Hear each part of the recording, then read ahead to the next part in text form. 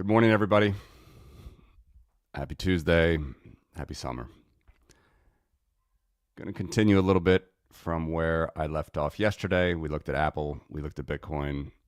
Still digging into this nuance of exponential growth of TradFi and stocks and bonds and gold and everything in the world, basically, in the financial markets, versus Bitcoin, which grows in power, which means it grows proportional to itself, which is actually different than exponential growth.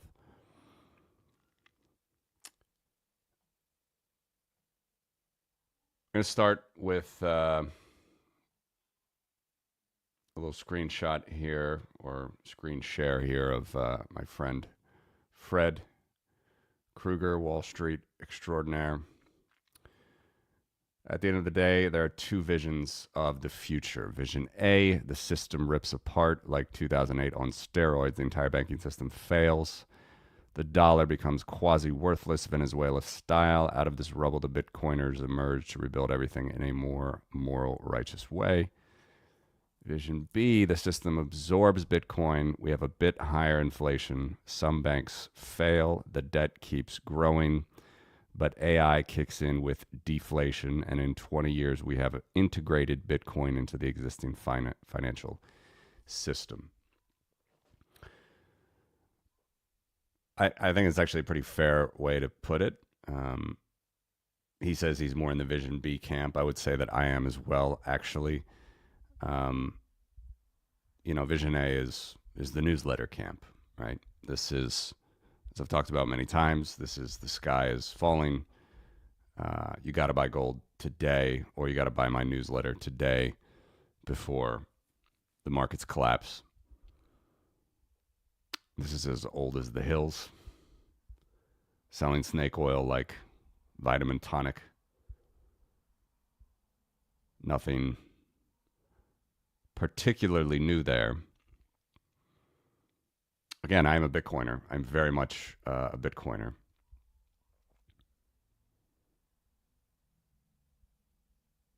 Maybe it's age. At the end of the day, maybe it's age. I'm already in my 40s. I've been following Bitcoin for a long time, been following gold longer than that. Financial crisis was kind of my wake-up call in my 20s. So, can we make sense of this mathematically? That remains, I think, a priority for me to try to do to help people. I'm not saying it has to be this way, but I think that, we looked at this yesterday. Okay, I changed this a little bit. This is Apple. We got two curves now. I even take this one off just so we can. All right, so I've changed this chart a little bit from yesterday. So all-time split-adjusted price of Apple. Okay, so Apple was not exactly 27 cents at the time, but because shares keep expanding, splits happen. You have to do a split-adjusted price. Doesn't matter. It's the same concept. This is what I call the evolving long trend in exponential. Okay, this is always exponential here. No power, nothing like Bitcoin. Everything is exponential in the financial markets. You can clearly see the direction is two directions here. One, it almost looks flat. This is log scale. And indeed, if it was flat, it would be a 0% compound growth. But if you start, say, here and then go here, it's a slight tilt up. What I'm showing you with this sort of evolving is where kind of seems like a moving average, but it's basically where the exponential trend would intersect at that day. It's kind of like the tangent of the line. That's not exactly correct. But anyway, you can see that obviously we talked about this in the 80s, 90s, even until the start of the 2000s, before it kicked off in price. We're sort of in one level. Steve Jobs comes back. iPod takes off already here, early 2000s. Share price takes off. We do get a pretty notable, level here that sort of settles into a solid line here. So what I wanted to do to sort of show you the differences is let's look at two trends now. And I plan to do this with MicroStrategy and other stocks. I mean, I'm not going to go through every stock, obviously, but look at some big ones. Or if you guys want to look at some stocks, we can look at that as well, or whatever you want to look at. But unlike Bitcoin, all right, the evolving trend, which is here, even though it's a power trend, and the sort of all-time trend are almost identical. In Apple, it's not the case. You can see there's really two distinct phases. There's like a lot of choppy sideways and then choppy and up for sure, all right, from the 2000s. So for 20 years, we've been on this trend. So I just played around with it. There's really, this is where investing becomes more of an art. This is still math. It's not exactly trading view lines on charts. This is still math. But I looked for the best R squared on a shorter trend line from here.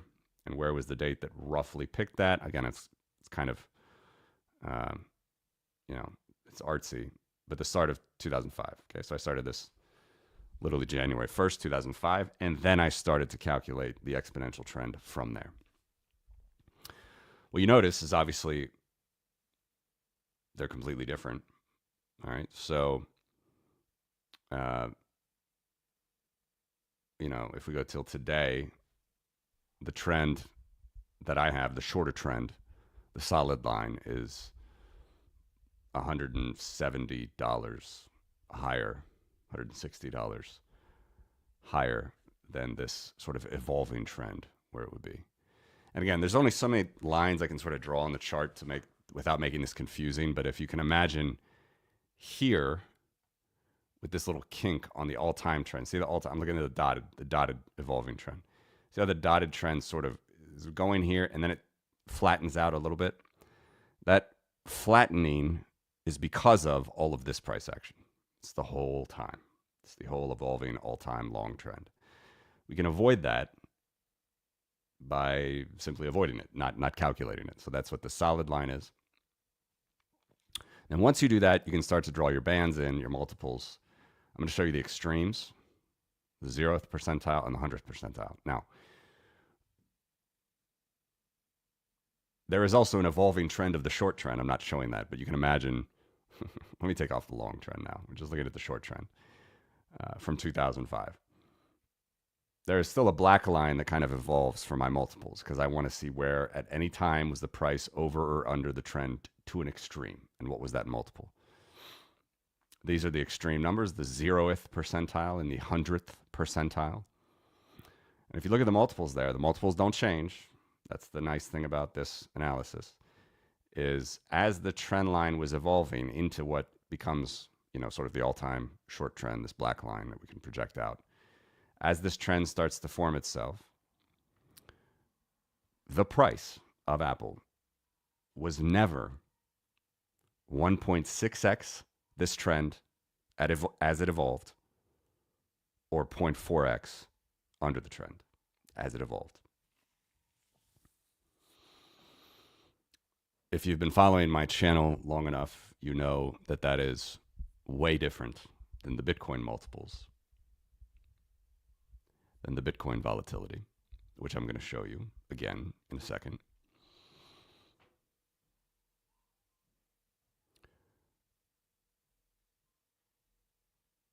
But this is, back to what we talked about fundamentals yesterday. Good evening, Tim. How's Australia treating you?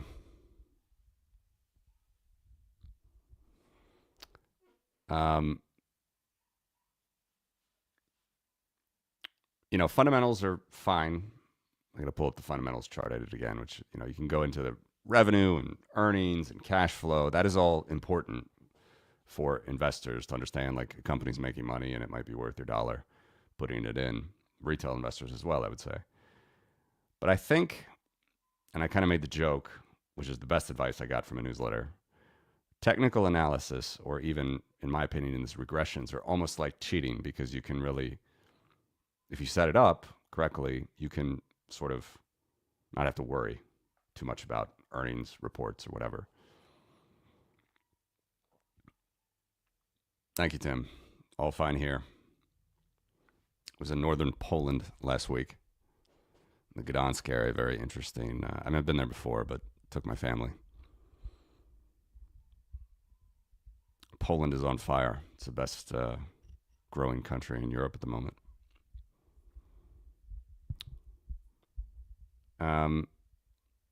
So that's the point. That's the point. Now, I want to continue to juxtapose, as Fred said here, this vision A versus vision B. This is still vision A. This is TradFi, nothing in particular. You can talk about fractional reserve banking all you want, but stocks grow exponentially. They always have. They always will, unless Bitcoin has anything to say about it, perhaps.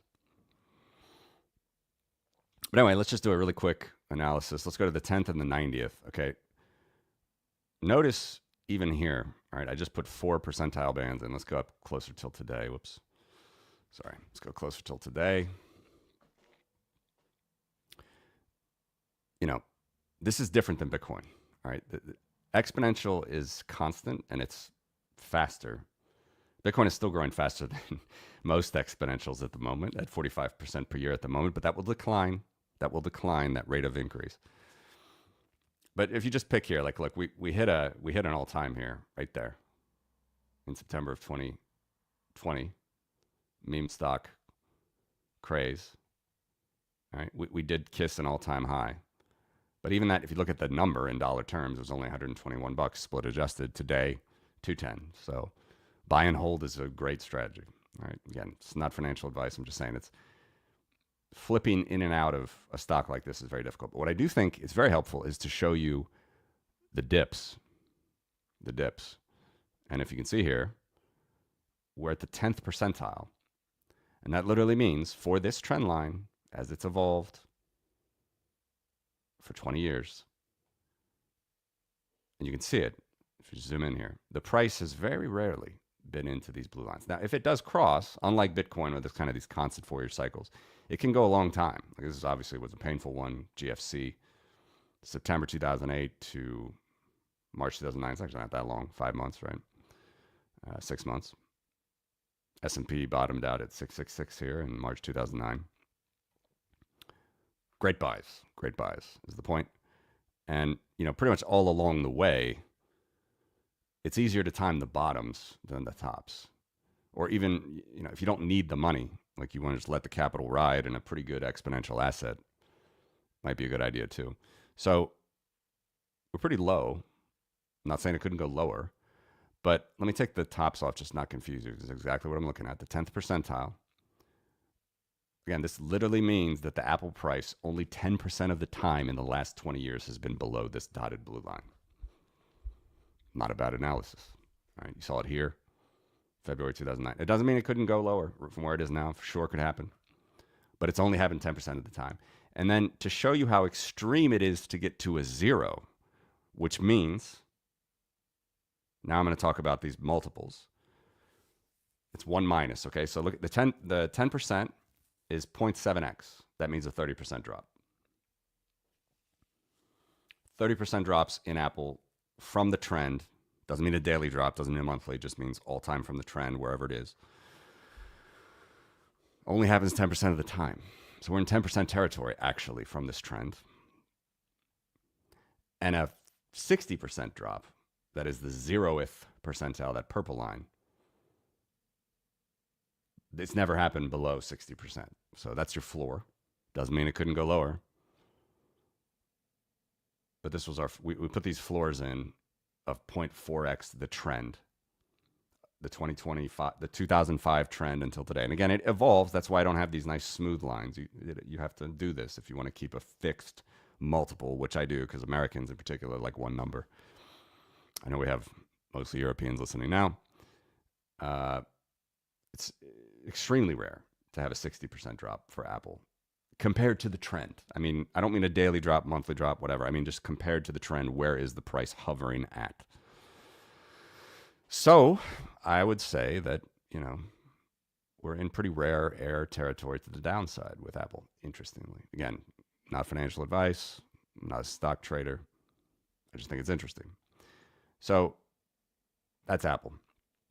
If you want to see where we are we above the 20th? Let me see. Let's build it out a little bit. We're between the 10th and the 20th. Okay. So roughly, price is $212, closing yesterday. 90% of the time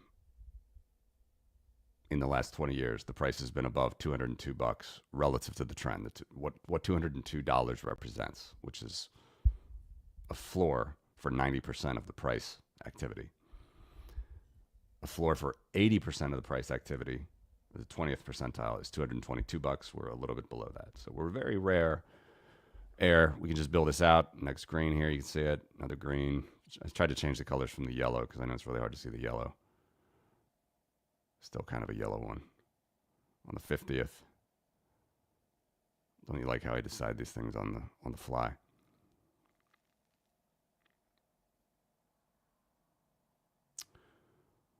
So similar to Bitcoin, the exponential price of Apple over this trend is, it's about 2/3 of the time the price will be under trend. So from that perspective, that's important to understand. It's 2/3 of the time, 60% roughly. $280 is that price, represents that price 60% of the time. The trend line itself is only $294, so just above that. So 2/3 of the time we're going to be in the air that we are. So don't expect Apple to just moon overnight. It might, I have no idea. But it's normal to be under the trend 2/3 of the time.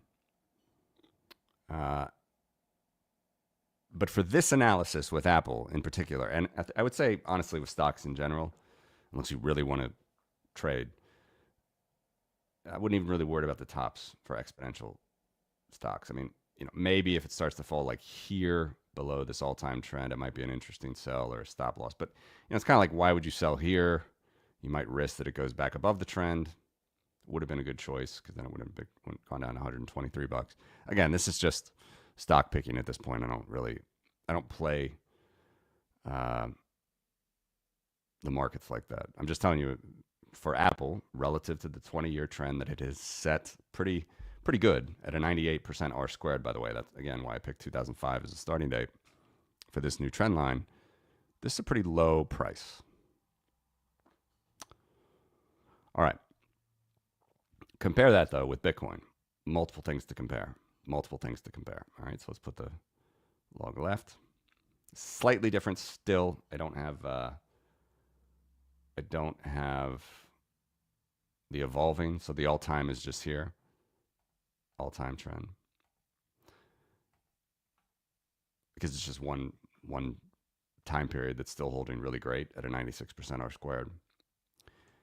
But remember, with Apple, we had two phases. Like basically the pre-Steve Jobs coming back phase, and then when Steve Jobs came back in the end of the 90s or whenever it was, started the 2000s to get back on this trend.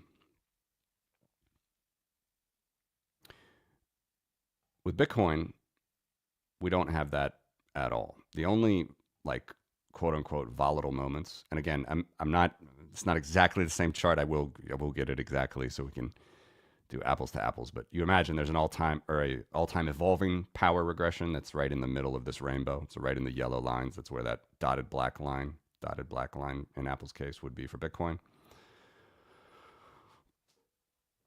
But as you can see, basically, I've said this 1,000 times, from around 2016, this thing looks pretty much like a beautiful rainbow.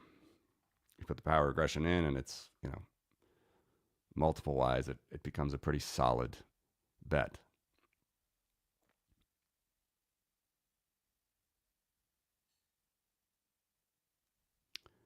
So that's the first thing. Second thing, obviously, it is a power regression. So unlike exponentials, right? Again, this is evolving, so it doesn't really, it just shows us kind of where we are, plotting the long-term trends. But this is an exponential. It's always exponential with stocks. By the way, this trend line growth is nearly 30% per year. I've quoted different ones over the time, like the all-time trend or the 2008 trend, I think is even a little bit lower. But this one from 2005 is, I should get this on the chart as well just to show it. But the compound growth, which is this constant growth, 29.4% per year. It's the slope of this black line. It's a monster return in exponential. Monster. Bitcoin had monster returns well in excess. It's still in excess of 29%. But, hundreds of percent was the slope of the black line here, right? But it declines because you can see it flattens out. It sustains itself.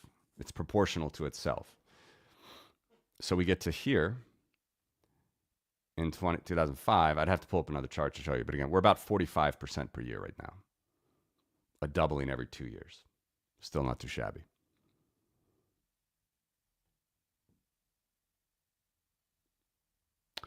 But the one thing I wanted to show about Bitcoin, again, the extremes are here, the 100th and the 0th. You see how far away they are, like how rare it is to really get a 100th percentile move, which is 7.8x the trend. Bitcoin has never done better on a power curve than 7.8x the trend, or 0.1% the trend.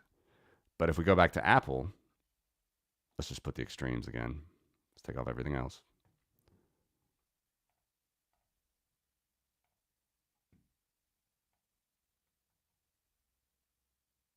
Right, remember, my multiples don't change in the tooltip. 0.4x, 1.6x. This is like blue chip, right? I mean, this is something that will grow. Great company. Doesn't mean it couldn't go to zero. All stocks eventually go to zero, as they say. But your outsized gains, your alpha, is going to be as high as 1.6x. And that's really the extreme. 1.6x the trend. Most of the time, that is 80% of the time, I'm looking at the 10th and the 90th percentile now, it's only going to be 1.2x, 20%. That's it over the trend, or 0.7x. Again, if you're long term, buy and hold's a good enough strategy. Why would you sell here at $100 just to hold? Now it's even at the low end. It's still at $213. Exponentials are difficult to trade over the long term. Easy to hold over the long term, but difficult to trade. So these 30% drops from the trend are pretty interesting, in my opinion. But still, with Bitcoin, it's completely different at the moment. All right, so let's take off all the others just to show you the extremes again.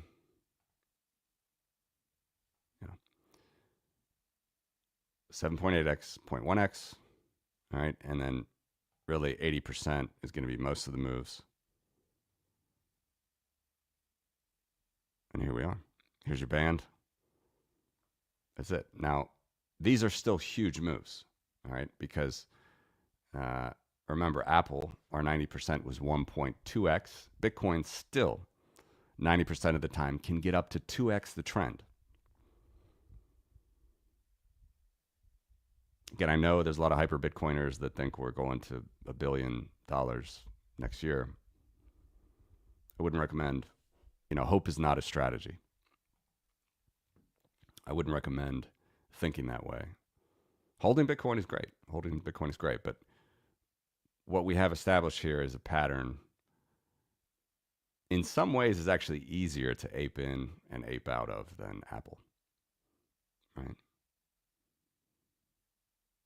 You can clearly see, this is not a secret. You can clearly see with the exception of 2011, which was finding a base after the year after the Slashdot article. You can clearly see the 4-year trends around, a little bit after halving. 2013, 2017, 2021, and now we're in 2025, 4-year trends.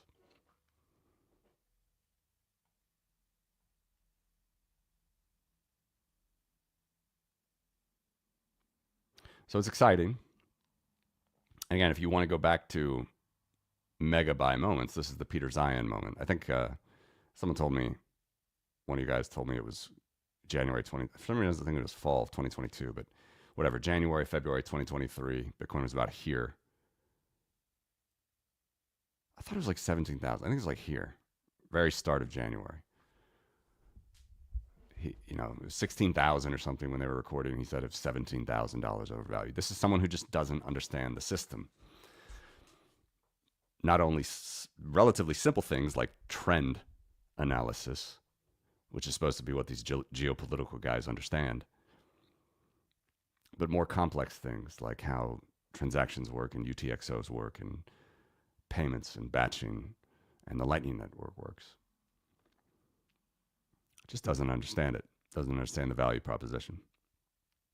But anyway, point is, Bitcoin does make way deeper draws at 0.3x to 90%. That's 70% drop. Let's go back to Apple. All right, easiest thing to do in the world is compare with something else. Apple will have a 0.7x. That's the inverse. It's only a 30% drop, not the inverse, but it's a 30% drop.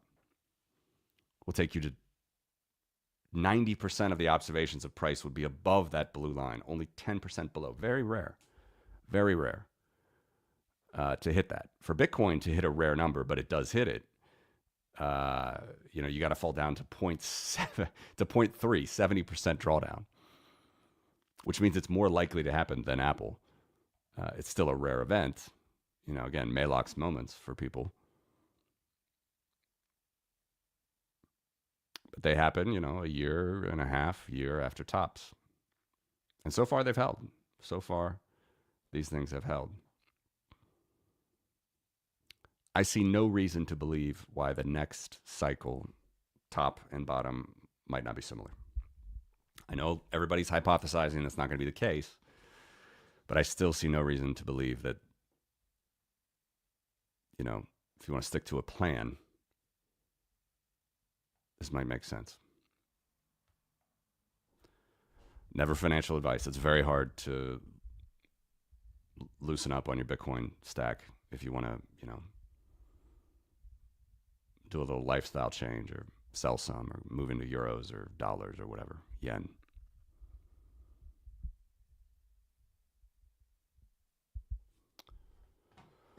So, oh, sorry, Tim, I missed this. Yeah, that'd be another good thing to look at the old investor lists. Yeah, perfect timing.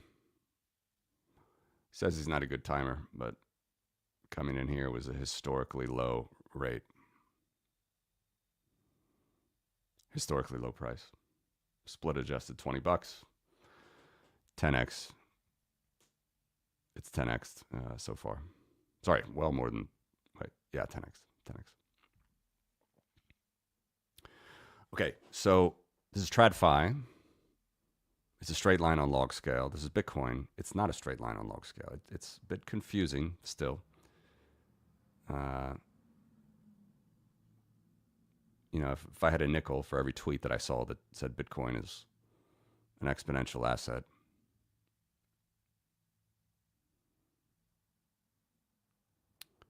still grows incredibly fast. We go to 2030.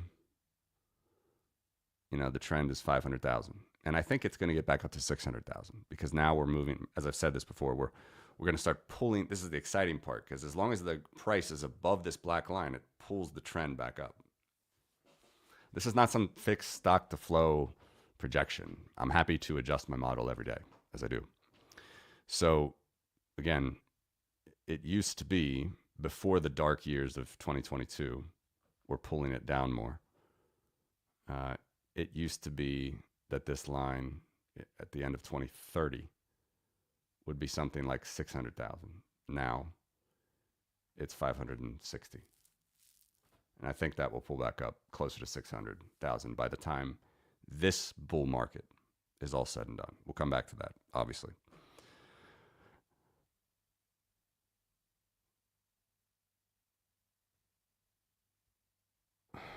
I don't want to go to the market cap one yet. Let's look at this. Let's change this up a little bit. So here's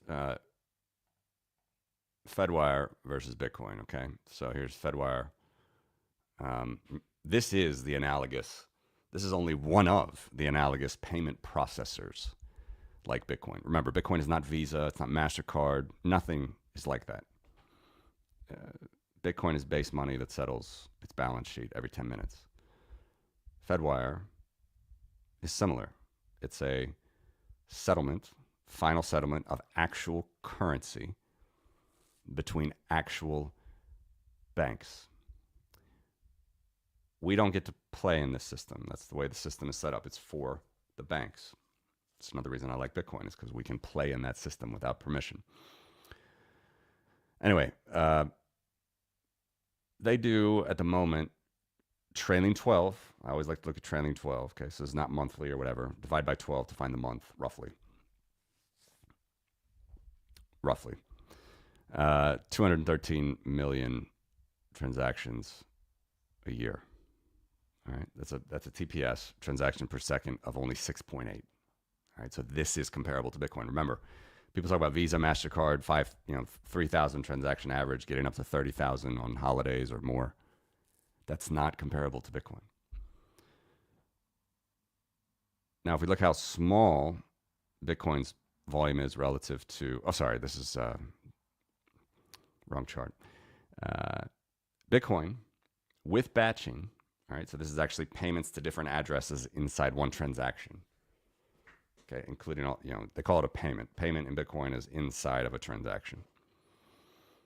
It's actually ahead of Fedwire, which is pretty wild. Which means Bitcoin already has the capacity to do what Fedwire does.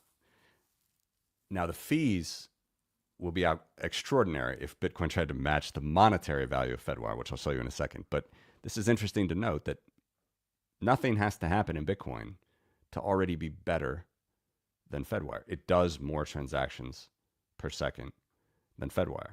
All right, so Fedwire does 6.8. Bitcoin with batching does 10.6.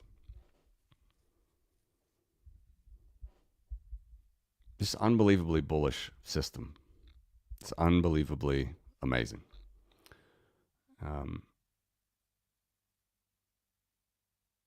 This was an interesting little time here. This was Ordinal's craziness. It's come down from that. But it handled it. But this is just number of, payment volume, number of transfers. Now, let me show you value. All right. And for value, Bitcoin's got a long way to go. All right, so Fedwire started out from first data doing a couple $100 trillion a year in actual payment value, transfer value. Now, over a quadrillion, quadrillion one. Bitcoin, can you see it? In the dark green there, it rises during bull markets. Bitcoin, trailing 12 month, does 7.4 trillion. Now, to be clear, again, building the case for Bitcoin, technically, Bitcoin already does what Fedwire does. It already does it. But clearly, the infrastructure, the value, Bitcoin fees would be through the roof if Bitcoin's value launched up to 1.1 quadrillion dollars a year.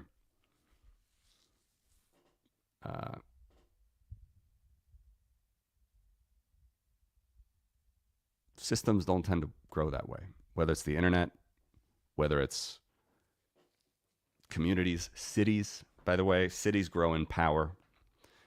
Cities are everlasting, as Giovanni says, or something like that. Cities are forever. They grow in power. They don't just, there's construction going on all the time in cities. They don't They don't flip into the sun with extraordinary exponential growth, but they also, because not everybody needs a car, not everybody needs an individual HVAC unit, they're able to scale gradually, sustainably, no matter what Greta says. So,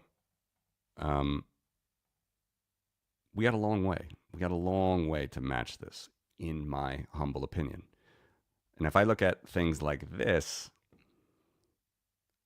I see more like the Vision B that Fred is talking about happening. I see more of that. It's just one data point, right? Pretty important data point. Because remember, this is only the United States. I do my base money analysis for every country in the world, every major currency in the world. This is only the United States. The UK has a system, I think it's called CHIPS. There's Euroclear.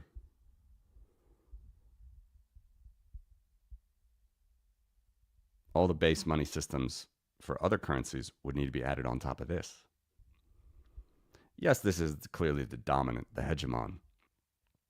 But Bitcoin's got a long way to go. We can do it in a log scale here on the right.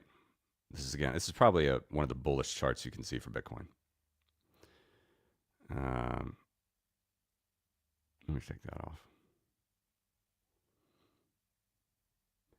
Bitcoin started 1.7, 2.5 billion times smaller than the Federal Reserve as far as value of payments. Now, it's only 157 times smaller. Still way smaller. But notice this growth curve. This is clearly a power growth curve, the inverse of the price curve. I should run a trend line on it, shouldn't I? As I like to do. So this is a hugely bullish chart for Bitcoin. But I don't see anything here that tells me that Bitcoin is overnight going to $1 billion.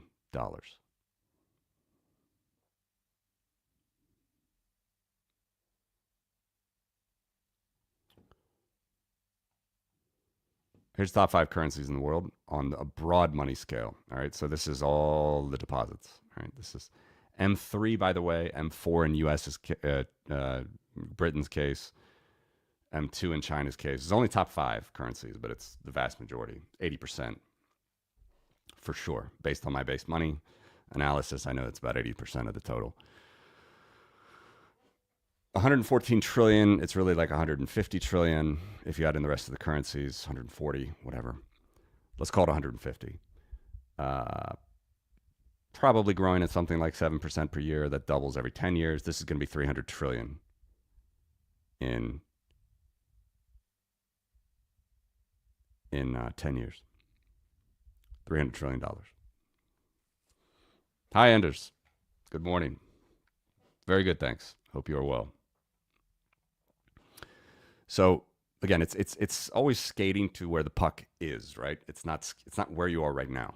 It's again why I caution people to, hope is not a strategy. If you buy and hold is a great strategy. Do it. Sometimes it's the best strategy for people. You don't have time to watch my videos and look at charts like this where, Bitcoin is over or undervalued on the 10th and 90th percentile bands. I think buy and hold is absolutely a strategy with something like Apple.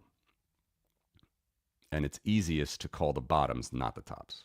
Bottoms are great with something like this. Tops, very difficult.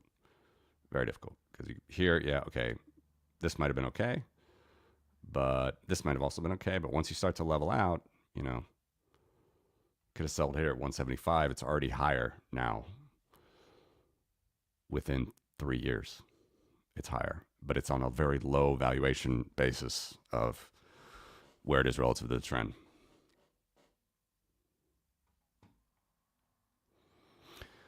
Thank you, Anders. Yes, very good one, JP Lindsley. Really interesting guy, American journalist in Ukraine. He's been living there since COVID, I guess. He talked about it on the show. Ukraine is a great free place. if you're into freedom. Ukraine was that place to be during the lockdowns, but he's very good in my opinion, and I struggle with this as well because I know, especially in the Bitcoin crowd, there's a lot of people on the right or people that don't. We've talked about this plenty of times, but I don't want to try to talk down to them, be too strident, and he's really working hard to sort of thread that needle. He's a pro-liberty guy,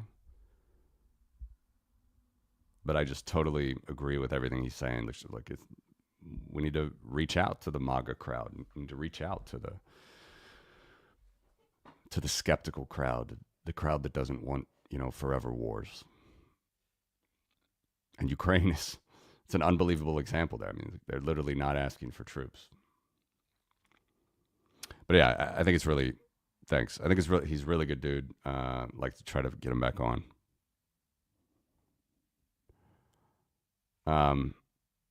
So yeah, I mean they still continue to get pounded though. We'll do some charts on them soon, but back to our overall thesis. Again, TradFi versus sort of ripping apart TradFi 2008 style, but worse, versus sort of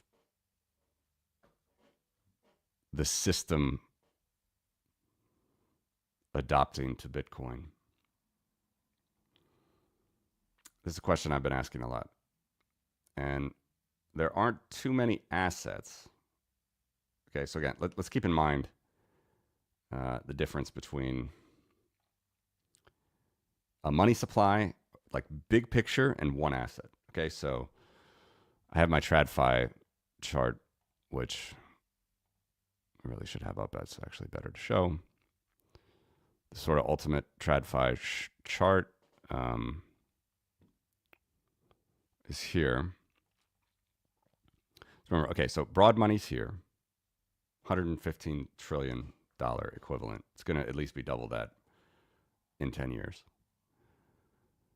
We look at this chart, which is base money, plus gold, plus silver. We see that Bitcoin passes base money. Again, it's not where the puck is right now. It's skate to the puck. Bitcoin is probably going to pass base money, as I said, in late 2030s, early 2040s. Base money plus gold plus silver at the moment, it's only about $45 trillion equivalent. So Bitcoin is, as we see with the dominance, way small, right? 5%. Getting to 100% is here. It's linear scale. And it actually, I do think that it will pass all the base money in the world that's, TradFi, fiat currency, dollars, euros, yen, plus gold, plus silver. It's going to take longer to catch broad money. And indeed, I don't think it'll ever catch broad money, which goes back to Fred's question about what do we see when Bitcoin gets fully absorbed, fully adopted. I think, again, it's a very simple 7% doubling rate. And assuming that this is only world money is actually 150 trillion, something like that. Remember, broad money is everything. It's your checking deposits, time deposits, money market funds, repos, all this sort of money-like instruments, but not base money. So if broad money is 150 trillion today, it takes 10 years to double. That'll be 300 trillion. Take another 10 years by 2045 to double. Again, totally possible, can totally happen. There's nothing unsustainable about it, no matter how insane these numbers seem. 600 trillion. 600 trillion for broad money by 2045. Let's go back to this chart. Where does Bitcoin, so this is base money plus gold, but if we just assume broad money, what is Bitcoin in 2045? 245 trillion. So it's still smaller than broad money.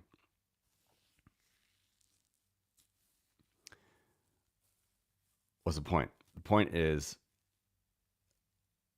on a big picture analysis, and I've been saying this for a few shows now, I've never really thought about the problem, if there is a problem, between an exponentially growing asset and a power growing asset, because Bitcoin is growing so fast. Remember, it's growing at 45% per year at the moment, although it does slow, that it just, we hit base money and we really don't look back.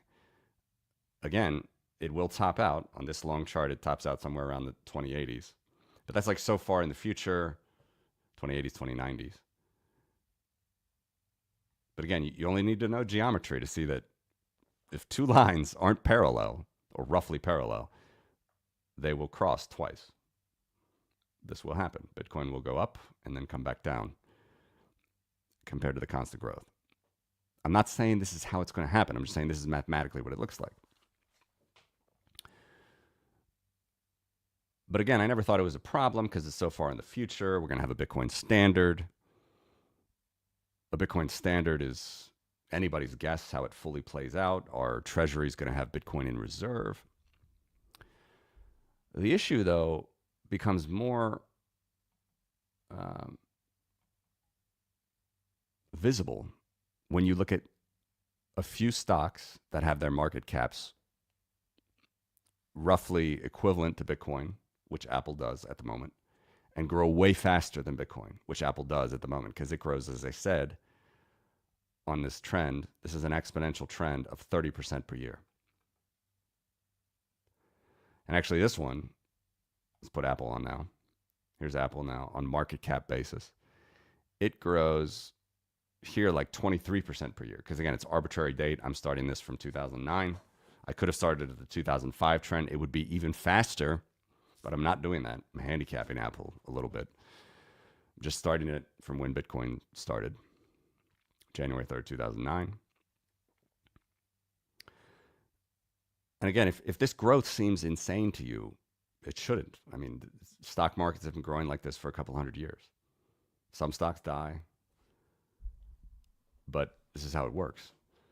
Apple was only $70 billion company when Bitcoin was born. Only $70 billion. Now it's a $3.2 trillion company. Here. The trend is even higher. It should be $4 trillion per the trend. I'm just very simply moving into the trend line. But what is very interesting to me when we talk about TradFi, which I'm representing as Apple, versus Bitcoin, which is, everybody knows, it's one of the best assets to hold, is this cannot go on forever.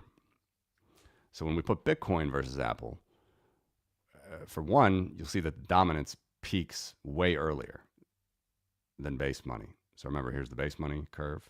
Sorry. See how the dominance takes a long time. Bitcoin's already growing way faster than gold and all fiat currency. No one wants to hold fiat currencies. So even though they decline, the decline in dollar purchasing power, they don't grow as fast as stocks, right? They still will grow. They do hold some value, and they grow exponentially with more currency supply. So it takes a long time for Bitcoin to sort of crest out against it. And it's just so far in the future, I never really thought about it. But if you look at a few stocks, Apple is one of them. This makes me think something could happen much sooner. Whether it's the 2008 on steroids option, which I'm not particularly fond of. I don't think people should be cheerleading for that, but it might happen.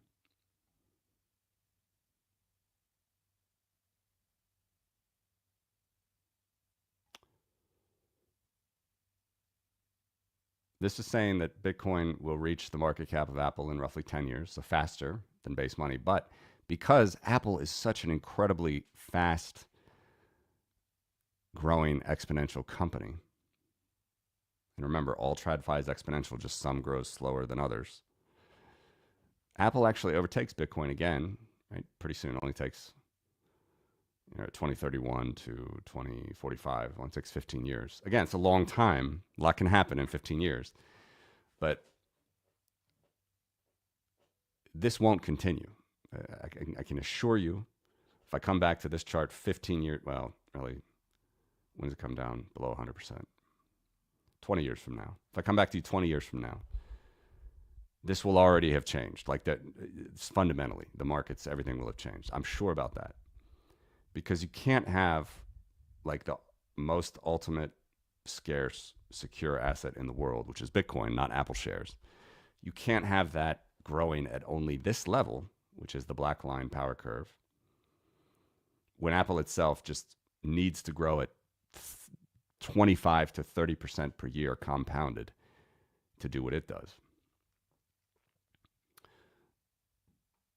So as I've always framed the question, I'm looking more at Vision B. I'm sort of, Vision A is possible, but I don't prefer it. And anyway, this is newsletter territory, right? Like this is the newsletter business, which they try to sell you something and they tell you that markets are crashing and the world's going to end. Buy my newsletter.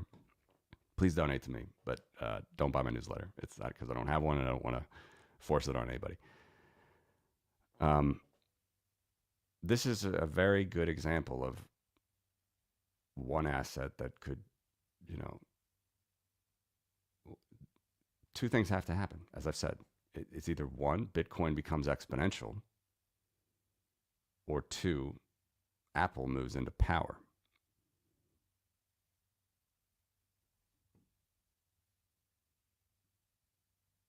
They can't go on like this.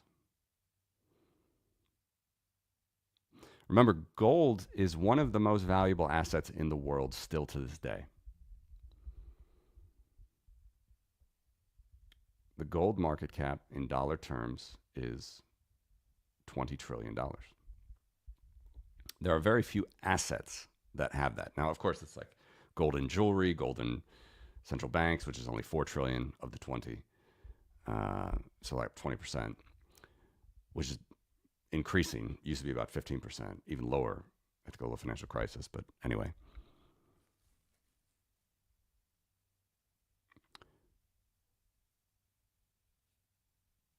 The biggest assets in the world are gold and U.S. Treasuries.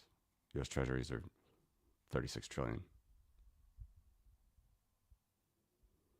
I know people like to talk about the U.S. dollar going bankrupt or the Treasury market imploding or whatever. The dollar is the best looking horse in the glue factory. Do you think the Russian ruble is going to replace that? Do you think the Chinese yuan, communist Chinese yuan, which is a planned economy with only a few state-owned banks underpinning the banking system, is going to do better?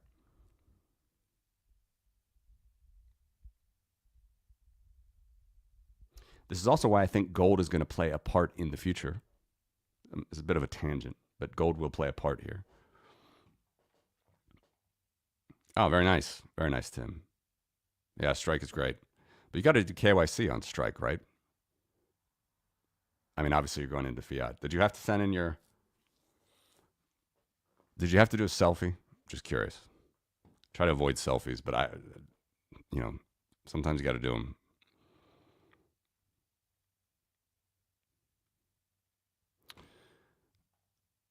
So let me just go back to what I said. I need to do Apple versus gold. I'm thinking always on the fly when I do these videos. Yeah, I mean it's obviously Lightning is fantastic, and if you're going to make it very easy to go in and out of fiat, you got to do KYC. It's unfortunate, but that's where it is. And it's not. I don't think that's going to stop. I think that's, my friend Marty likes to say it's the Trojan horse type thing. I agree with him, but it's not. There's nothing in the numbers that I'm looking at that says it's happening tomorrow. It's happening overnight. It's $1 billion Bitcoin by December, even $1 million Bitcoin by December. So I'm just trying to manage my own expectations and maybe yours as well, but feel free to push back on any of this. So take Apple and gold. If I did I need to do this chart basically, the exact same chart, but two exponentials. You'd see Apple growing faster than gold. Gold would grow quite a bit slower, actually, but it's bigger. Theoretically, Apple will pass gold at some point, maybe here, I don't know. Again, I know this looks insane to show $1 million billion on a chart 20 years out in the future, and people say that's impossible to happen. It's just not. It's not impossible. This is what exponential growth is. But here's the point. Both gold and Apple are exponential assets. I'll bring it tomorrow. It's the next chart on my mind. And I want to do MicroStrategy and Bitcoin, but I'll get that one as well, hopefully this week. Definitely this week. They're both growing on a straight line in log scale constantly. Bitcoin doesn't do that. It just doesn't do that. If Bitcoin turns into an exponential, which is a pretty rare phenomenon. Again, I'm not a statistician, but my understanding, you can ask ChatGPT yourself. When do powers turn into exponentials? It's pretty rare. Then this would be exactly what Fred is talking about, the Vision B. The system absorbs Bitcoin. We have a bit higher inflation. Some banks fail. The debt keeps growing, but AI kicks in with deflation. 20 years, we have integrated Bitcoin into the existing financial system. Bitcoin will do fine either way, in either scenario. But so what would happen is somewhere here, whatever, Bitcoin would move parallel to Apple. It might grow a little bit faster than Apple sometimes, a little bit slower, doesn't matter. But as long as it's in the same general trajectory of an exponential, that could happen. That could happen. Governments around the world have BTC in reserve.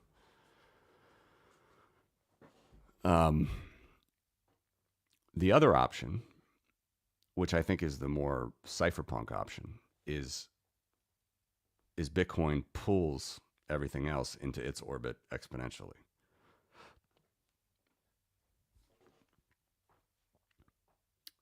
And by the way, it doesn't mean, I'm not saying that the slope of this curve always stays the same, even though it is unbelievably accurate so far. All right, 96% R squared is just, this black line has not changed since 2016, basically. Whereas the exponential curve of Apple has changed a lot, right? This is the tangent, basically, of any straight line. Just imagine it's very flat here, and then finally we get to a trend that makes sense, which is I talked about at the start of this video. So what I'm curious about, but just to repeat, say that Bitcoin absorbs stuff faster and other things go in the Bitcoin world in terms of sats. In my opinion, Bitcoin is still going to stay power. It's not going to go exponential because it can't, because it's a scarce asset. The slope of this curve could be a bit faster, right? It could, more central banks adopting Bitcoin could be a bit faster, could grow a little bit higher, a bit quicker. That's fine. But it's still a power curve. It still looks like this. It's a sustainable curve, not like an unsustainable exponential curve.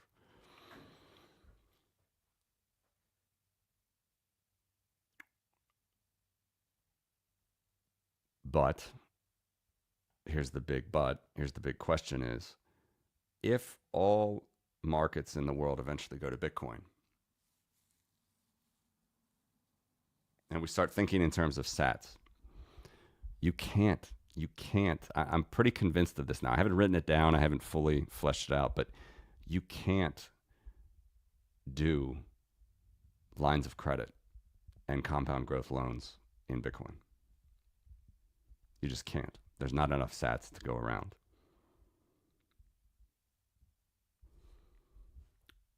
This is a compound growth system. This is a compound growth system. This is gold and base money together and silver. They grow this way because interest, the rate of interest, is a fundamental component of how mining companies take credit, gold mining companies take credit, take loans, how the whole banking system takes credit loans. It's just exponential. It just looks like this graphically, mathematically. Bitcoin cannot continue this way with the traditional financial system and interest rates. So if you're saying, well, we need to do what Michael Saylor said 5 years ago and just take out a line of credit on my Bitcoin and that's how I'm going to live or that's how it's going to work, fine. But then the Bitcoin system is going to have some TradFi interest in it, and it's going to start going in a straight line on log scale. It's fine. I mean, it's not, Bitcoin's not going to suffer necessarily because of that, but it's not the earth-shattering result, I guess. And you can't have a compound growth interest loan. You can't have an interest-based loan that's not compound growth. It will always be compound growth. It doesn't matter if it's an annuity, if it's fixed principal payments. As long as there's a percentage on your debt for the prior period that you're calculating, that's compound growth. It's going to compound. And you can't do that with this type of a curve financially. You'd have to literally either have equity contracts. That's why I keep talking about contracts. You'd have to have equity-based contracts or dividends. You only get paid on dividends of cash flows, which is fine. Or you have a weird interest rate system that's never really been around, never been invented, where literally the rate of interest would have to decline over time. That's different than an amortization, or any sort of current loan structure. That's always a fixed payment, a fixed interest rate, and a fixed payment sometimes. You'd have to start out like somehow the world would, not the world, but it seems very difficult to me. Companies would have to agree, like, okay, here's your car loan. We start you out at 5%. You're going to finish at 1%. It's kind of weird.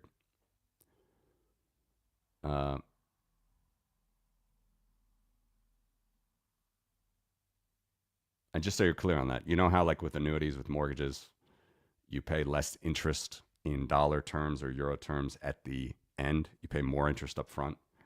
That's still compound interest. Okay, you're paying a fixed percentage on a higher debt amount at the beginning of the loan and a same fixed percentage on a lower debt amount, i.e. a lower interest payment in dollar or euro terms at the end. It's always compounding. It's always a straight line. This is how Apple operates. This is how gold miners operate. This is how the whole world operates. Oil companies. So I don't know who else is talking about this. I mean, it's related to what Fred is talking about here, but I don't. I think this is going to be interesting. So anyway, thank you for indulging me with that thought. I need to show you gold over the long term, what it looks like versus Bitcoin versus Apple versus some other things. Probably all in one chart. That could make it even easier, right? Just do it in one chart.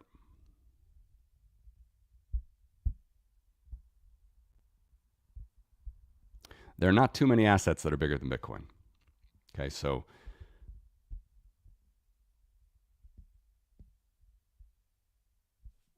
again, guys, ask questions if you want. This is mostly what I was going to talk about today, but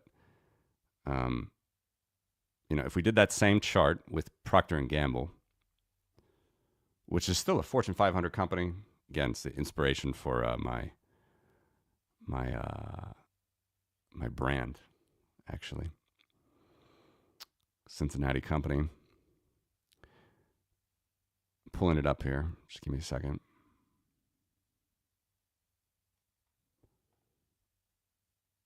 Here's Procter and Gamble. It's so far in the future where this cross happens that you don't really think about it. Not the cross, but the cresting, the crescendo finishing. So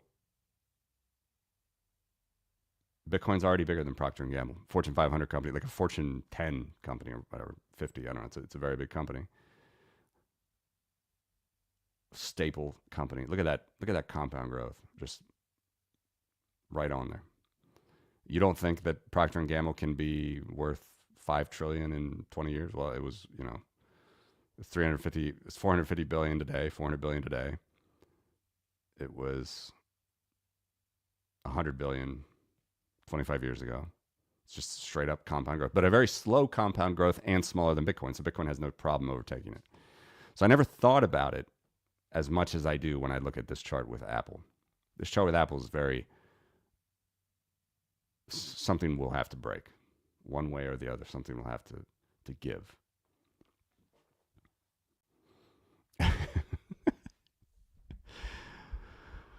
Oh man, is it doing well? I guess I should have aped into it. I do not have any Pepe coin.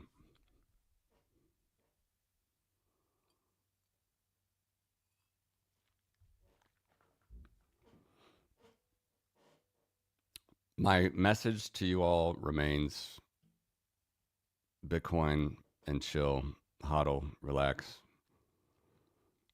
It's still easier to get in and out, probably. I mean, it's still hard. It's hard to sell sats, but if you want to take some, I'm pretty sure we're going back to 90% here in the next 6 months. So that's 2x the trend. That's 250K at least.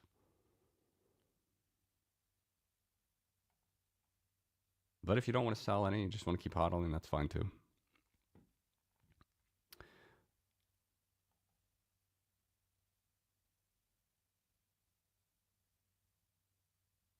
So hopefully my thesis is continuing to come across. One, we got a long way to go before we match the Federal Reserve in value, payment value. All right, we're 157 times smaller. But we're well in the right direction. See this black line? We're doing great. And technically, we're already running more payments per second than they are.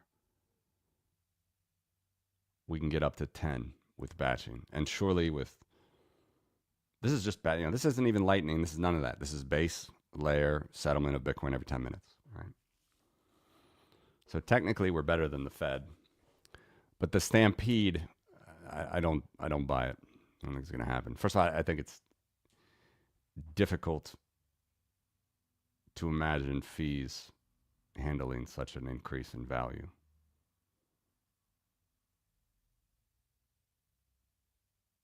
Eventually it will. But for now, I think it's going to be a slower walk.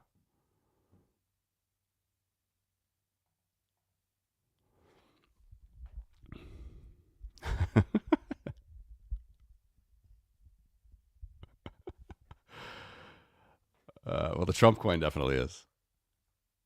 That's definitely half or less, but maybe the others. You never know. It's funny, my buddy Murad, I visited him in Azerbaijan. Murad and his brother Masir. He's now into shitcoin trading a lot. He was sort of a staunch Bitcoiner back in the day. I can pull it up, his profile.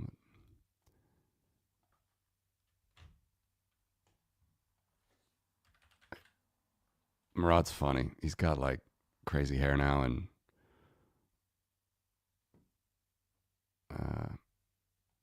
just talking about shitcoins. But he does well. A young kid, went to Columbia. And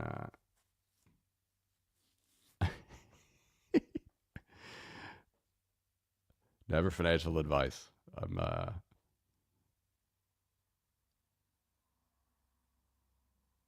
It is, you can catch these. It's for sure that they are there. They do exist. Crazy altcoins, they do exist. There's no question about that.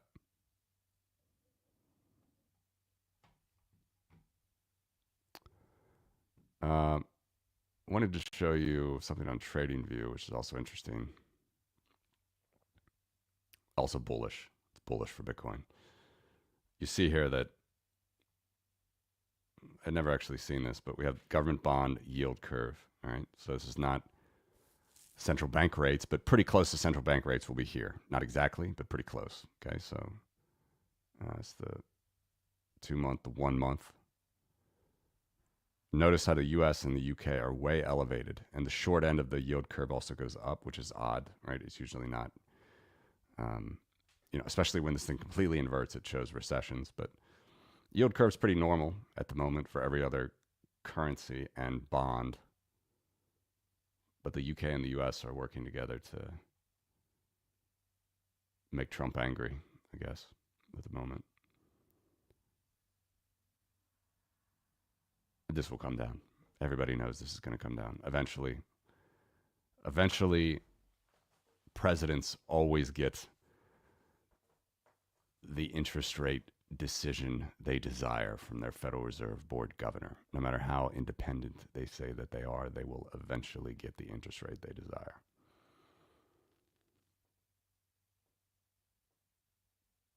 They're always coming down for re-election seasons. Incumbents are always asking for that. And they always get it from their central bank chairs. So you see that US is, from this chart, we can see that US is really holding up the short-term rates compared to every other major economy.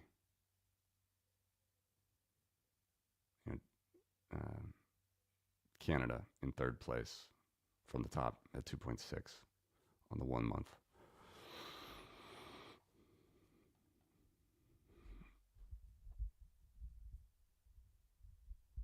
Oh, sorry, I'm off on my. I never look at my screen correctly.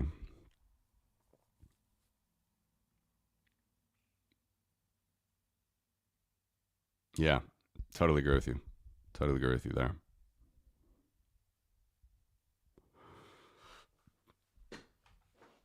Leaps, long puts, long calls, very, very good way to take advantage at leverage.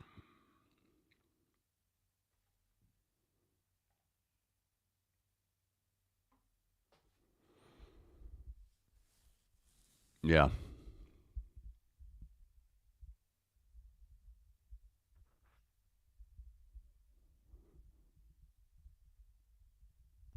Totally agree.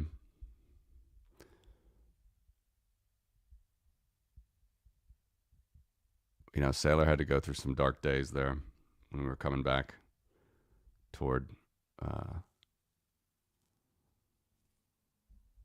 15,000 in the prior bear.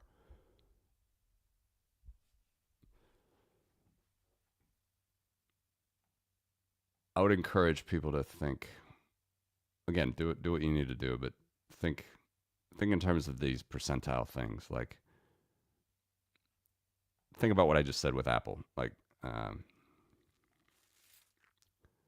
sorry, Apple getting down to a 10% level is only a 30% drop, 10th percentile.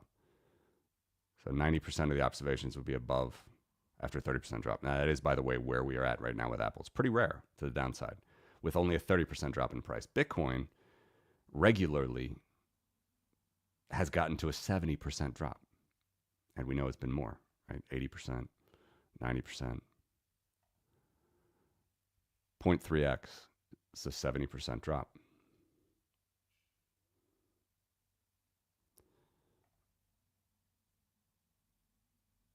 I think without a doubt it's going to retrace to that, and so you just plot it out.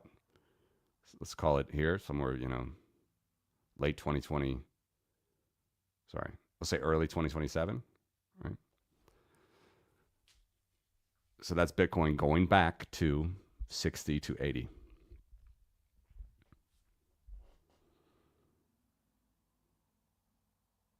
A 90% drop's never going to happen. Never going to happen again. Did a 90% drop happen the last 2 cycles? No, it did not. Not even close. Sorry. Yeah, 90% from the trend. From the trend. That's key. From the top price, it probably did. It's another important distinction with this chart. I'm saying from the trend line. So that only happened like way back here in 2011, going back down to $2 per Bitcoin after being at 35.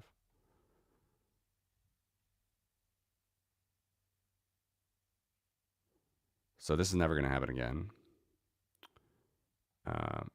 But either one of these could very easily happen.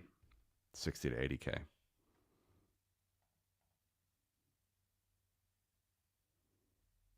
Yeah. Hard to know. Hard to know. It's easier to know than the tops, but it's still hard to know when the final leg is.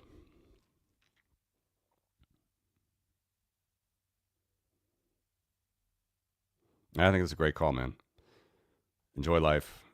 Do what you need to do. In the meantime, make money. And just try to build your stack.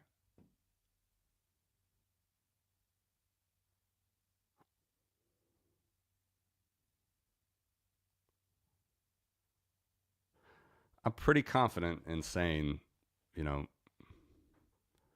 if you're waiting for this like this chart to just blow it out, like completely blow this chart out. I've been following this for 7 years, and it is what it is. It's getting stronger, this trend. It's getting more consistent. It doesn't mean the trend couldn't change. Doesn't mean it couldn't go exponential. Doesn't mean all the other scenarios that we talk about could happen. But if we look at this, if you mathematically overlay all the scenarios versus what we actually see, then those scenarios are, 0.1%, 0.01%. Going to million is 0.1%, basically. Going to million by the end of the cycle would be roughly here, right? It's a million. 7.8x the trend. I'm not saying it's 100% not going to happen, but I am saying it's 99.9% not going to happen.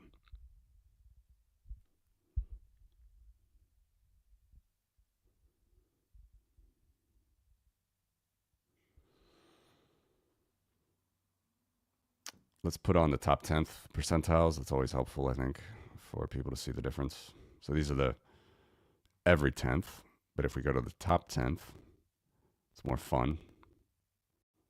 I tend to look at this every day anyway. I didn't change the R squared, did I? Have the hold on one second.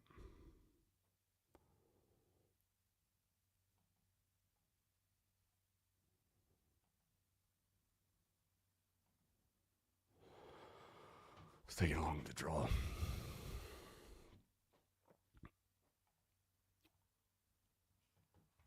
All right. So here we have the top 10 percentiles. So here we were at, God bless it.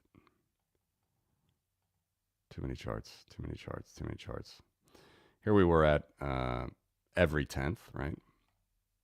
And really, when I say every 10th, it's really 80% because you get to these extreme low, extreme highs. They just really don't happen again. It's more like these bands.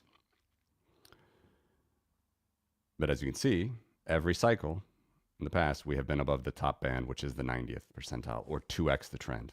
2x the trend. That number is consistent based on these bands. That's why the bands can't be straight, smooth, nice, beautiful rainbows like my buddy's plan seen as percentile quantile. But I can give you consistent numbers above trend, and it's 2x. Even happened here, but not as much as it happened here in the prior cycles. Anyway, let's move back to the top 10 then. Here they are. We talked about this a lot, but just to show you again.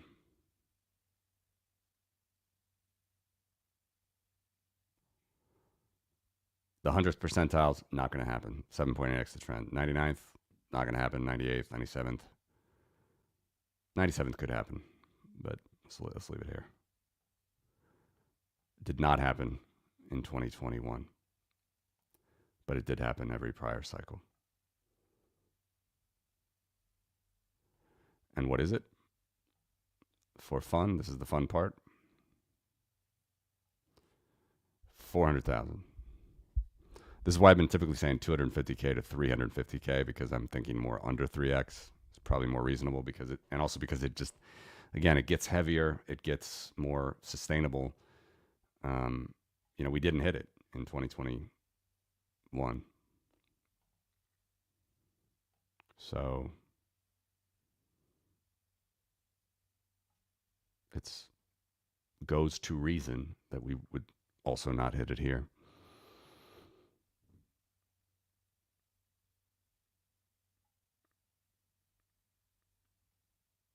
And if you can see there again, the black line, the regression, that's not 96 percentile, it's 96% R squared. I didn't switch that back.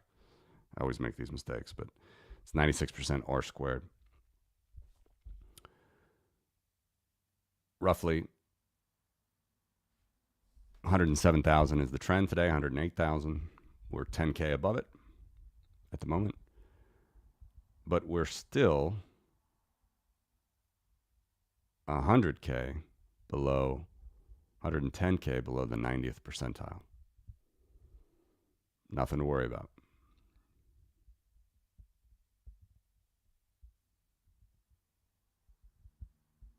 Think about all the people that thought 105K was the top in this cycle. How many tweets did you all read?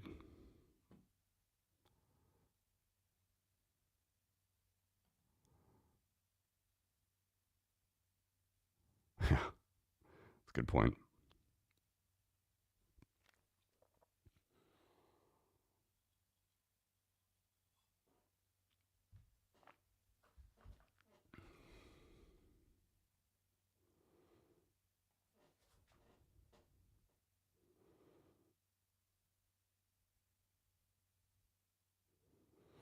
Yeah, I agree with you. I do think that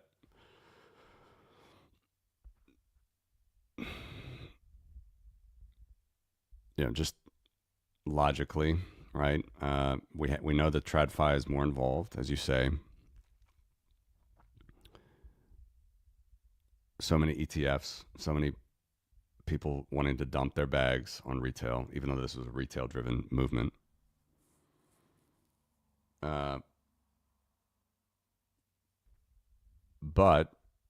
I think it's totally possible, because those entities can move markets way more than retail, that we could have another blow off like 2017 style. But I think it would be even faster top, right? Because like you said, they're going to want to dump. They're looking at these charts too. And plus, there are many more methods to short. Right, that happened right here. CME futures started literally at the top in 2017. I'm not saying that that's the reason that this bubble pricked, but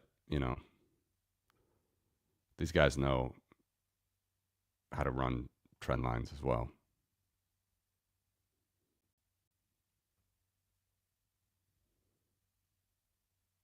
So anything's still on the table, including, going above the 100th percentile and going into new crazy territory. But I wouldn't bank on that one. I think these are more likely, but not for long. A couple months. Put these mountains up, right? Count up cumulatively the days, 100 days in 2021.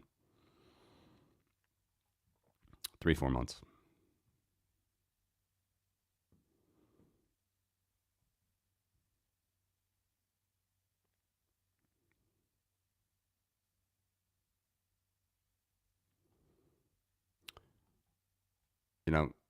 I'm always thinking through what I'm telling you guys on these streams and thinking about new charts. Really, these charts like this, it's probably the most interesting long term for Bitcoin. Not for this cycle, has nothing to do with it, right? We're so much smaller, and this is log scale, so it seems close, but it's not, right? So it's kind of close, but yeah, 4 trillion versus 2 trillion. The trend line says we don't, we might hit the market cap of Apple this year, by the way. We could do trend lines on market caps, but it's not going to stay there. It's going to come back down toward this trend line. And, we got to know another 10 years, or whatever it is, to pass Apple. But if I could show you, and I will, just, what does gold tell us? It's projecting out. The only way to compare these is market cap. So you got to get to a market cap figure. That's another reason to stick with me. TradingView doesn't have that yet, at least too much. These regression analyses. So one is gold, a couple blue chip stocks. One is U.S. Treasuries even. You can look at the growth of the debt. And then one is Bitcoin. And what you'll find, if I plot that up, and I'll do that again this week as well. Hopefully I'll get to that this week. So you're going to find a bunch of straight lines and then just Bitcoin. And if you start to look at the big assets alone, then we can see it's kind of interesting. Because those big assets, some of them grow pretty fast, like Apple. Gold, not as much, but it still grows exponentially. And it's just not, there's no way that they continue like this. One will go exponential or one will go power.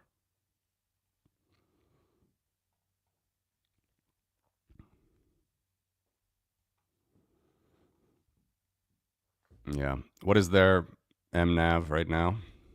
I can pull up our buddies from CoinKite.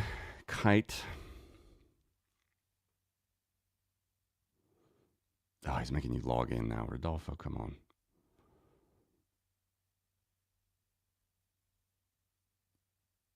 Not logging in their website yet.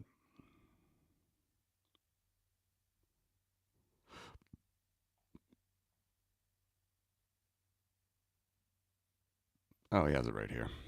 At least zooming in. Okay, so here's the MNAV.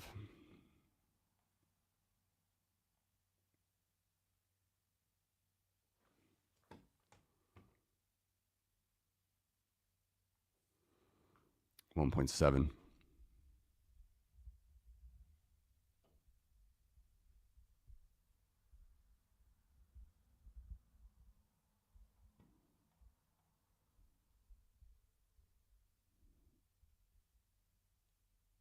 Yeah.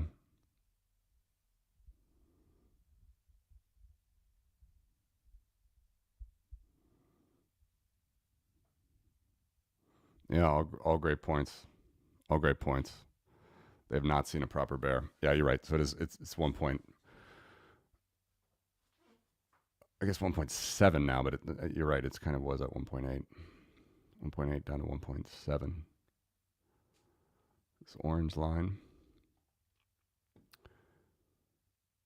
And what I'm very curious,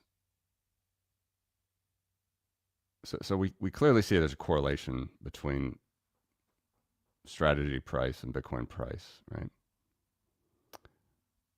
But that portends that that if Bitcoin moves in power to the dominant currency, which is the dollar, and it does, and strategy is moving in tandem with Bitcoin, then strategy will soon start to move in power, which is very, very interesting. So this is another thing that I want to, to show like this is with Apple. We're going to, similar, MicroStrategy has been around as well since like the 90s or whatever. So we're going to see some trend evolving exponentially, which is going to be like kind of here. And then it's going to start to go up, but it should not just be a straight line like here, the dotted. I'm looking at the dotted now. It should start to go up and then gently over.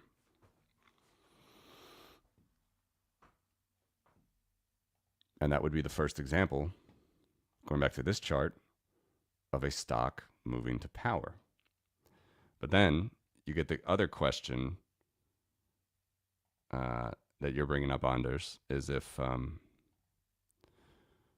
BTC drops 50%, strategy NAV, MNAV, goes back to 1.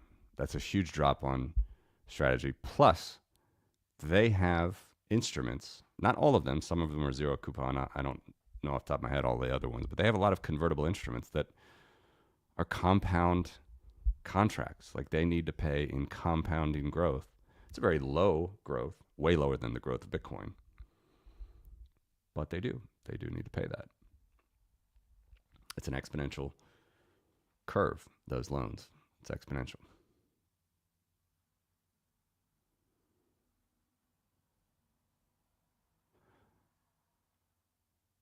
I almost need to do a chart.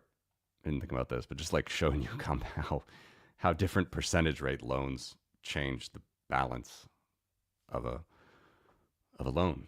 It's the same thing as a company, and they will all be straight lines on log scale.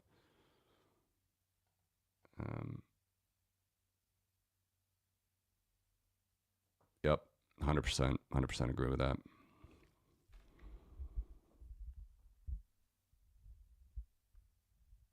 Yeah. Yeah.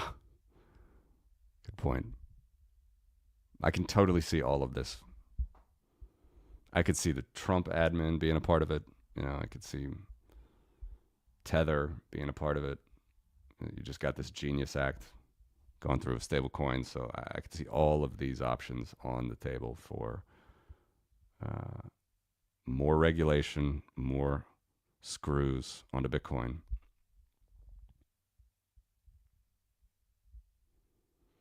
But that's still going to, Bitcoin at the end of the day is still separate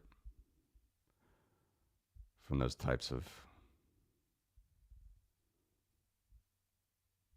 from that protocol, from that structure. It's still a separate protocol. But, the printing press is one of the greatest assets that governments have. They're not going to give it up easily.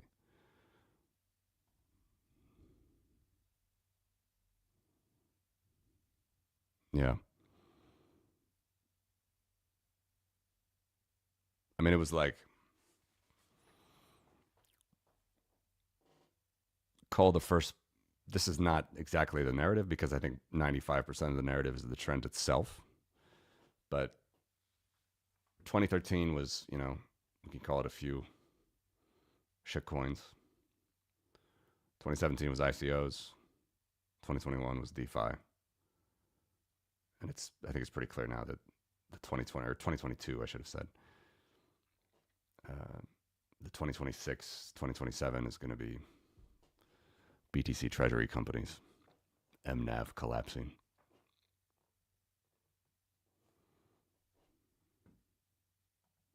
Yeah, no, it's good to talk about it, man. It's great for me to see these comments as well because I'm trying to play it out myself.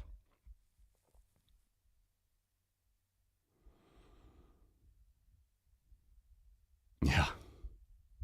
Never is, right? Wall of worry, even if you fall quite a few pegs down the wall.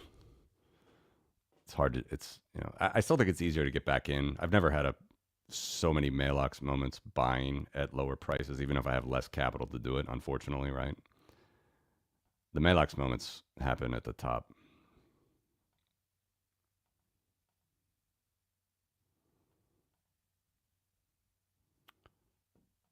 Happen up here. If we assume, again, these are just days, so if we assume it's 3 to 4 months, wouldn't that be quite the top if like it was more like this, but it was like a week? We went to like even 100th percentile in a week, and then back down.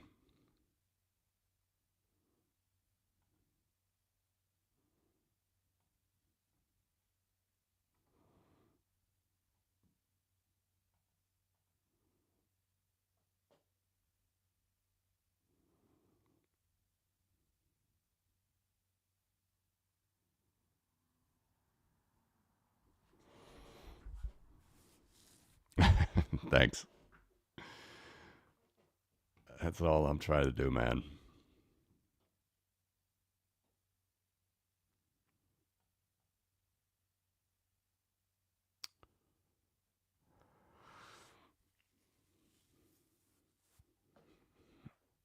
So, two charts for next time I need to work on. One is MSTR. And actually, with MSTR, I want to do it. I want to do it long-term exponential, which really is not going to mean much, but you just have to understand that it's the tangent of the trend, how it goes. The point, if people have missed this from the beginning of the show, is, the long-term, like the total since the 80s, Apple stock long-term trend is the dotted line here. You can see it's lower. It's obviously lower. It really doesn't even make any sense. Right? $129 is great, whatever, but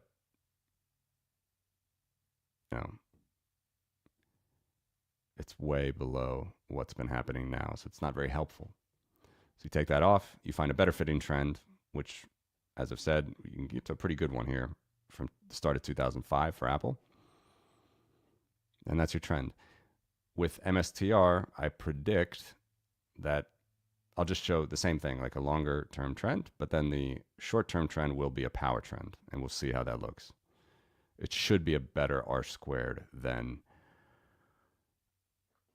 the exponential trend since sailors started buying Bitcoin. And then the other one I want to do is this, but just a bunch of different TradFi assets. Let's see how they look. Big assets. Some small, some big, but a lot of them together.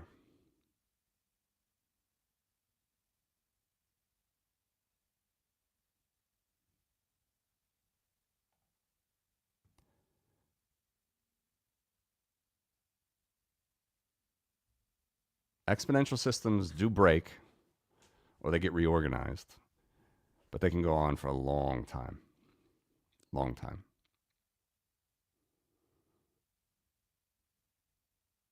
Centuries.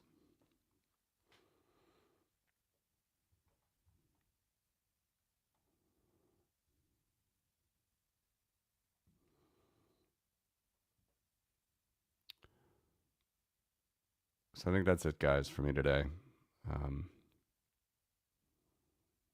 Stay sober. Stay calm.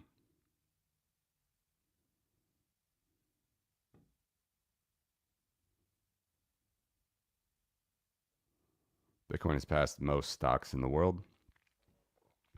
It's passed most money in the world. I guess I'm going to end all my videos now. If you want to support, please do here. Lightning or on-chain, no problem. Bitcoin is number 6 in the world in terms of money. Got only the yen, the yuan, the euro, the dollar, and the troy ounce larger. Troy ounce of gold. And it is the number 5 stock in the moment based on Google's poor performance yesterday. Just barely ahead of Google at the moment. Only Amazon, Apple, Microsoft, and NVIDIA.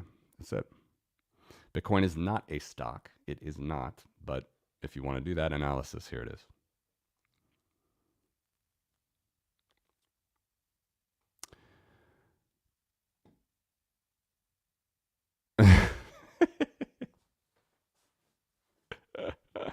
Never financial advice, Anders. Never financial advice.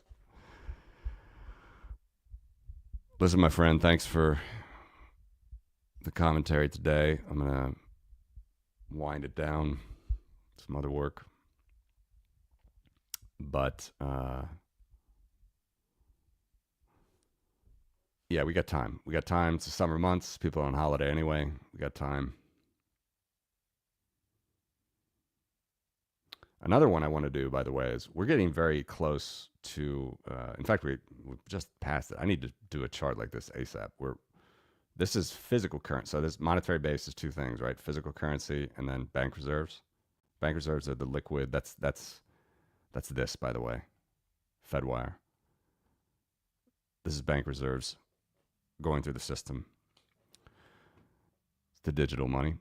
Bitcoin is already larger than every single physical currency. And it's right at the dollar. Is it larger at 2.36? 2.36. This is a March figure. It's larger than every cash money currency, the actual physical cash, physical currency. It's now larger than everyone. I should probably do a tweet on that because it's obviously significant.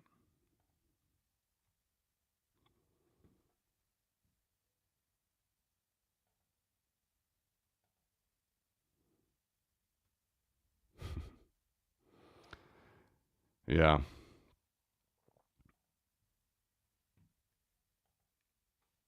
People continue to poo-poo it no matter any way they can.